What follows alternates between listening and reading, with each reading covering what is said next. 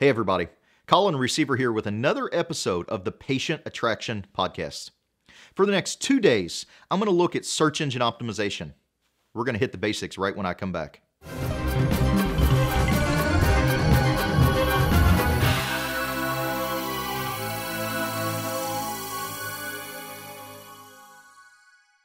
I mentioned search engine optimization in a podcast about a week ago, and judging by the flood of comments I received, I realized that some docs only have a vague idea of what SEO really is. Today, I want to talk about the basics, and tomorrow, I'll take a more in-depth look at SEO tactics and what's working in today's market. First, let's jump in on a kind of a primer of SEO. Let's start at the top.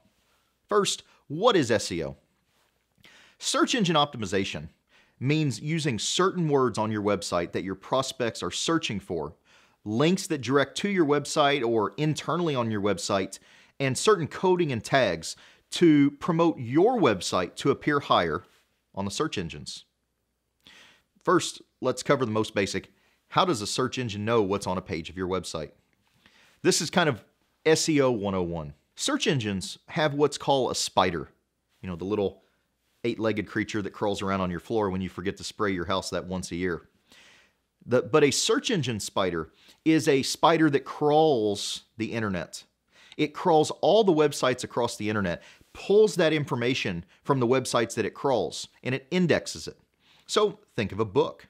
In any book, you have a table of contents, and then of course you have the content. Google is like a table of contents.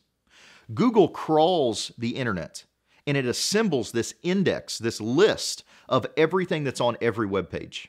Because of the just vast amount of content that's out there on the internet, search engine optimization helps Google to better understand what's on your website and why it's relevant to the people that are searching Google looking for that information.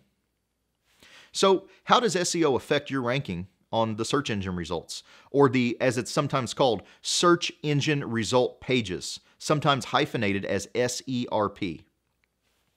Google uses a complicated formula. It's an algorithm, which they do not share, to calculate where you rank on a search page. Now, all the search engines have their own algorithm, and they're all considered proprietary and confidential. They tell you some of the ingredients that go into the formula, but they don't give you the actual formula. Now, part of that formula is an algorithm based on keywords and keyword strings and links on your site. So if your website uses the term Indianapolis pain-free dentist a lot, Google's going to look at that and go, you know, this guy must be a great resource for anybody that is looking for pain-free dentistry in Indianapolis. So why don't you just list all of your keywords 1,000 times on all of your web pages? People used to do that. You probably remember the good old days of the internet where you would go to a website and there'd be just thousands of keywords in the bottom and the top of the website, and they would just repeat the same terms over and over and over again on a web page. Google got wise to that. In today's world, that's called keyword stuffing, and it's what's considered a black hat tactic. If you do that on your website, not only is Google not going to rank you, they're probably going to apply a specific penalty to you for trying to fool them in that way. The best thing you can do is write high-quality content that uses your words and the phrases of the patients that you want to attract, just as you would use them in regular conversation. There's nothing wrong with using select keywords and repeating them through your copy, but it needs to feel natural.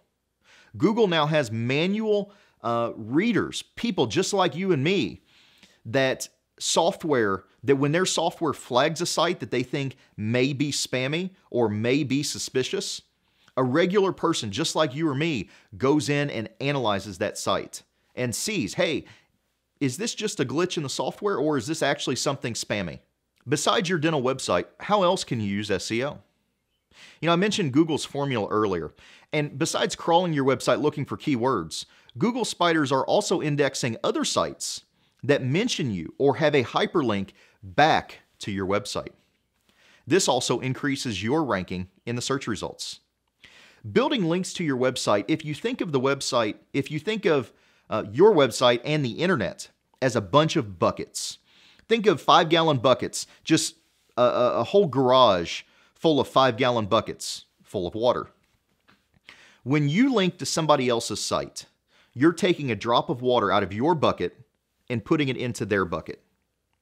When somebody links to your website, they're taking a drop out of their bucket and putting it in your bucket.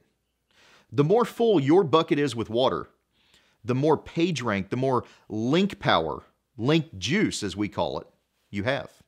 This is one of the reasons we use a lot of press releases and syndicated content to build links back into your website, because it helps tremendously with search engine rankings.